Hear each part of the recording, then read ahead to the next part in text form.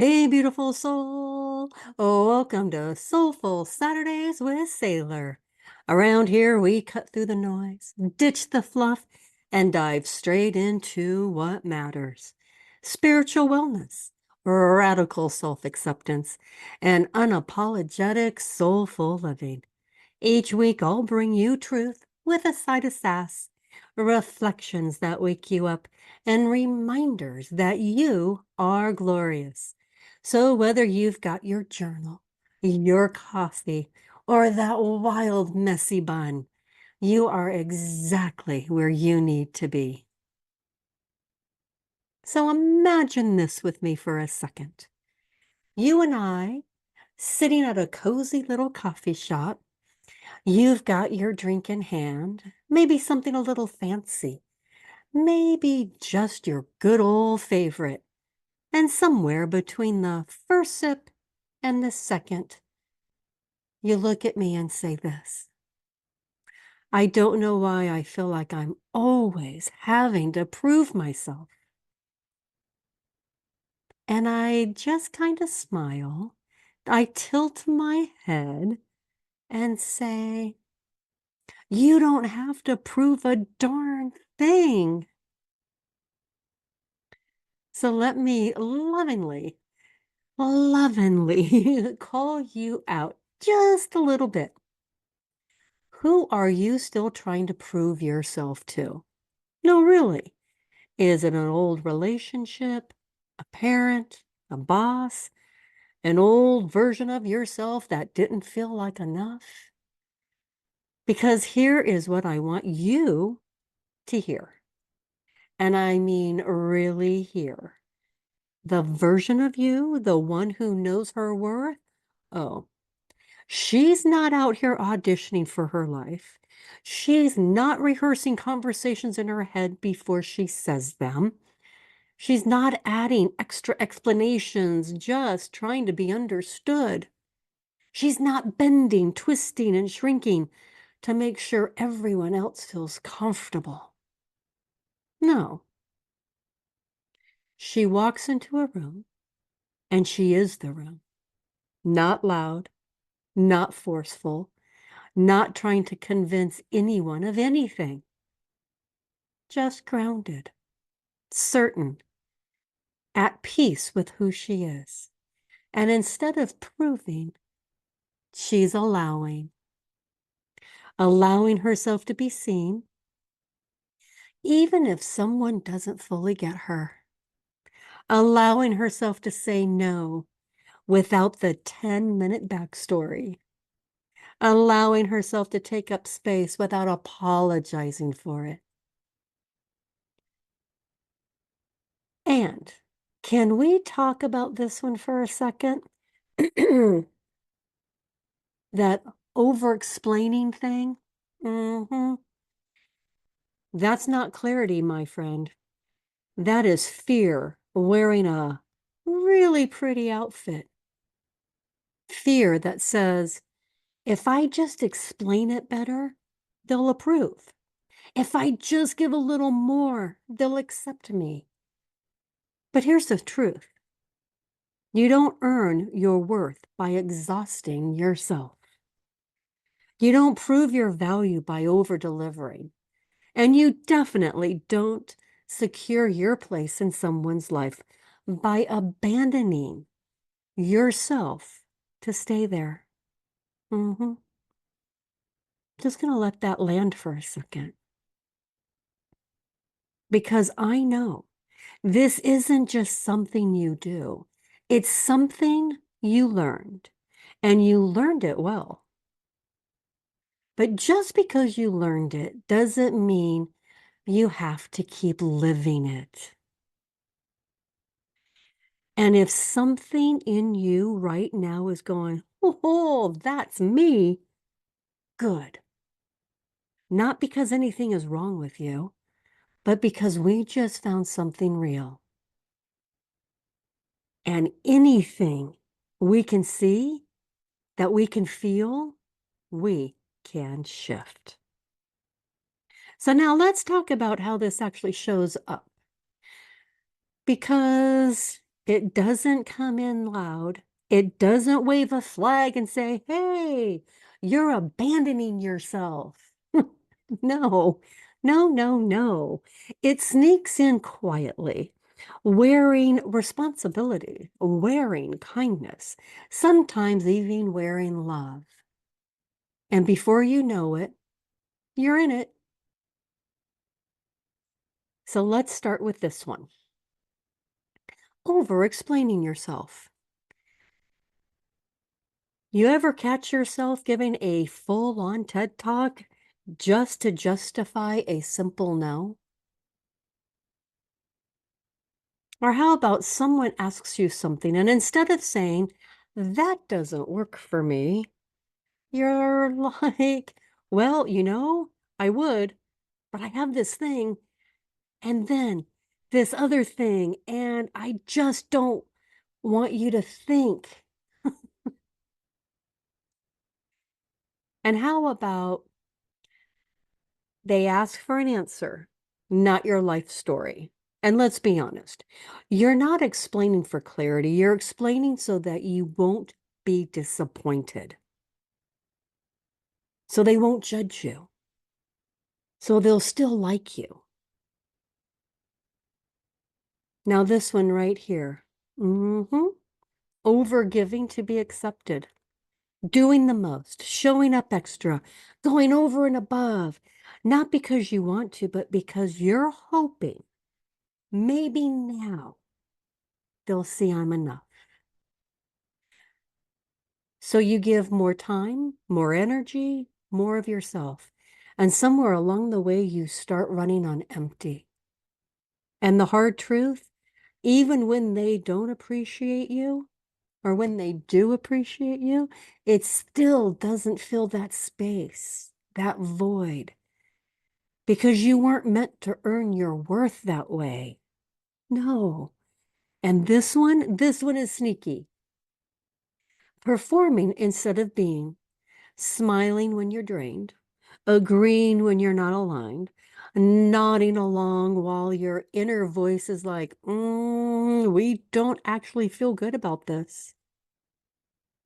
But you keep going because you don't want to rock the boat. You don't want to make it awkward. You don't want to be too much. So instead, you become less.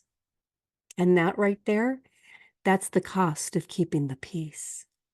You lose a little piece of yourself every single time. And then this one. This one will preach all by itself, tying your value to validation. If they approve, you feel worthy. If they praise you, you feel seen. If you choose you, you feel enough. But if they don't, oh, now we're spinning, questioning ourselves, replaying conversations, wondering what we did wrong, trying to fix something that was never broken. Beautiful soul, that is exhausting. Like soul tired, heavy heart, mind spinning, exhausting. And I need you to hear me when I say this. This was never your job in the first place. It was never your job to prove yourself, to earn your place, to perform for acceptance. You didn't come into this world needing to convince anyone of your value. You are the value. And the moment you start seeing that, the moment you start feeling that, is the moment everything begins to shift. So, you're probably thinking, so what's the shift, Saylor? Well, I'm so glad you asked. We move from proving to embodying. So let's slow this down because that's not just a cute phrase. That's a whole lifestyle shift. Proving says, Let me show you I'm worthy. Embodying says, I don't need to show you. I am worthy. Do you feel that difference? Allowing means this. You stop proving and you start being. You stop performing your life and you start living it. Because proving, oh, it's busy, it's exhausting, it's constantly checking the room and like, oh, they're okay with me. Ooh, did I say that right? Do they still like me? Embodying, it's quiet, it's grounded. It walks into a space and says, I'm okay with me. And that changes everything. You stop asking, do they see my worth? And you start knowing, I am my worth. Not because someone told you, not because someone validated you, not because you finally got the gold star, but because you decided, because you claimed it, because you stopped outsourcing your value to people who were never meant to define it. And I know that sounds simple, but it's not always easy because some of us, we have spent years, decades even, learning how to read the room, adjust ourselves, be who we needed to feel safe, to feel loved, to feel enough. And I want to honor that because that version of you, she wasn't weak. She was wise. She figured out how to navigate the world with the tools she had. And this version of you, she's evolving. She's not here to survive anymore. She's here to stand, to root, to embody. So what does that look like in real life? It looks like she's saying no and letting that be a complete sentence. It looks like someone not agreeing with you and you're not unraveling because of it. It looks like choosing rest without needing to justify why you're tired. It looks like being in a conversation and not over explaining your feelings just to be understood. And listen, you don't need a 12-slide presentation to back up your boundaries. You don't need receipts, charts, and closing arguments to prove you're allowed to take up space in your own life. No performance, no convincing, no over-delivering, just to earn your seat at the table. Because let me remind you of something. You didn't get invited to the table. You are the table. And when you really let that sink in, you stop chasing seats. You stop shrinking to fit. You stop questioning if you belong because because wherever you go, belonging goes with you. And that's the shift, my beautiful souls. It's not about becoming someone new. It's about finally standing as who you've been all along, without apology, without proving, without permission. So let's get real for a second. You ever have one of those moments where you want to say yes and you feel like you should say yes, but everything in your body is screaming, no? Me too. Yes. And not just a quiet no. I'm talking about the full body no. Your stomach tightens, your chest feels a little heavy, your mind starts racing. But instead of listening, you override it. And then what do? You say yes anyway. And then later, you're drained, a little resentful, and wondering why you feel so off. That's the moment right there. That's the moment where we choose approval over alignment. So let's talk about that one. You're in a conversation and you feel it happening. You start explaining, justifying, softening your truth, not because it's unclear, but because you want it to land better. Been there, done that. I've written a whole novel about it, edited it twice, and still walking away wondering if they understood me. But let me ask you something. What if your truth doesn't need all the extra packaging? What if it's already enough just as it is? Choose an alignment over approval. It's not loud. It's not aggressive. It's actually really simple. It looks like saying, that doesn't work for me. And then letting that be enough. No extra paragraph, no follow-up explanation, no emotional footnotes. And I know what you're thinking, but what if they don't understand? What if they're disappointed? What if they get upset? Okay. And what if they are? Are you willing to keep abandoning yourself just to manage someone else's emotions? Because that's what we're doing. Now let's talk about something I love. Soft boundaries. Oh, these are powerful. They don't come in loud. They don't slam doors. They don't push people away. They sound like kindness, but they hold power. They sound like this. I hear you. I understand where you're coming from. That makes sense. And I'm going to do what's best for me. See that? No attack, no defense, no apology, just truth with respect.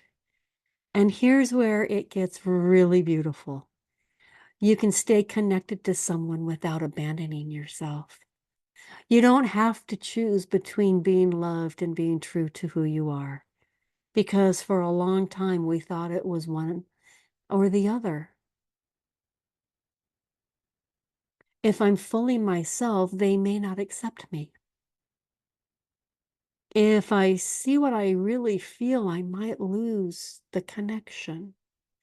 But the truth is, the right connections, they don't require you to disappear to keep them. And the ones that do were never aligned with who you're becoming anyway. That's the part we're learning right there. In these small everyday moments, when to pause, when to listen to your body, when to choose yourself, even when it feels uncomfortable. Because it will feel uncomfortable at first. You're doing something different. You're definitely breaking a pattern that you've probably been living in for years. But discomfort doesn't mean you're doing it wrong. It means you're doing something new. So the next time you feel that moment, that pull, that quiet little voice inside saying, this doesn't feel right, pause, breathe, and ask yourself, what would alignment look like right now? And then be brave enough to honor the answer. And when you start living this way, when you stop proving and start embodying, something really beautiful begins to happen. And it's not loud. It's not dramatic. It's subtle. And oh, it's so powerful. Your relationships, they start feeling cleaner, like cleaner as in you're not second guessing every conversation. You're not replaying things in your head at night. You're not wondering, did I say too much? Not enough? Did they take that the wrong way? They feel lighter because you're not carrying the weight of trying to be everything for everyone. And more honest because now what you say and what you feel actually match. And that quiet resentment that you know, the one that builds when you say yes, but you meant no, when you show up, but feel unseen, when you give and give and give, it starts to dissolve. Not because people changed overnight, but because you did. You stopped overextending. You stopped over-explaining. You stopped over-abandoning yourself. And in its place, you start to feel something different. Peace. And your internal compass, she gets strong, like steady, grounded, not easily shaken strong. You stop looking around the room for cues on how to feel. You stop needing everyone to agree with you to feel okay. And you definitely stop asking for permission to be who you already are. You stop looking outside for direction because you finally trust what's within. And let me tell you something. That kind of trust, that's freedom. Freedom. Yes, it is. It's freedom. So here's what I want you to carry with you this week. Before you respond, before you say yes, before you explain, pause. Just pause. And in that space, I want you to ask yourself, is this coming from alignment or approval? Not what sounds better, not what keeps the peace, not what makes everyone else comfortable, but what feels true for you. And then be brave enough to let your compass answer, and even braver to follow it. Because you don't have to prove a darn thing. No, you don't, my beautiful soul. Not today, not this week, not ever. You don't have to prove a darn thing, my friend. Not to them, not to the world, and most importantly, not to yourself. You already are everything that you've been trying to convince others that you are. And that's where your freedom begins. And that, my friends, is our episode on You Don't Have to Prove a Damn Thing. No, you don't. Thanks for tuning in, beautiful souls. Take this week to listen to the whispers and remember your soul knows the way. As you move through your week, carry this truth in your heart. You are worthy, you are radiant, and your presence matters. And never forget, stay soulful, stay sassy, stay you. I'll see you next Saturday, beautiful soul. Same time, same vibe, same glorious energy.